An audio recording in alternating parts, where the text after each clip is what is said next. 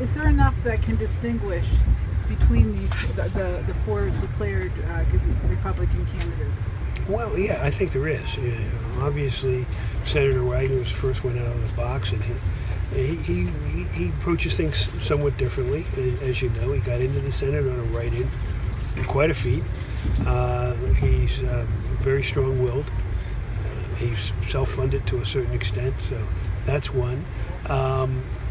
With Mr. Mango, I don't know him that well. I've met him one time.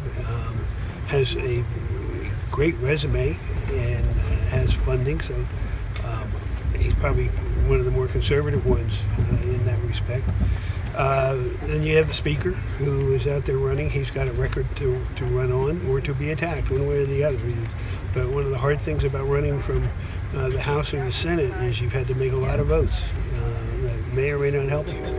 And then Laura Ellsworth is a different perspective. I mean, obviously she's the only woman in the race. That is something that I think people will take a look at. But she's very well spoken. She is a lawyer, but she has done a lot of charitable work. Very involved in the charter school in Pittsburgh, Amani Christian Academy. So I think she gives a very fresh perspective. So you think there's enough differences between those candidates that voters will be able to distinguish one from the next? Well, you know, I can't speak for voters. Yeah, I really can't. But you look at it, you have three people from the West and one person from Central Pennsylvania.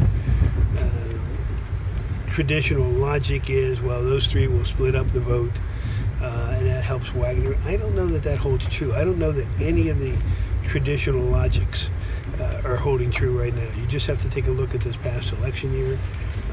Obviously, election night in Pennsylvania was the year of the woman when it came to the courts, and under the president's election back last year in 2016, a lot of people didn't see that coming. So I think what I was used to, a lot of people were used to, the traditional, this is how it's going to happen, I don't think you can count on that right now.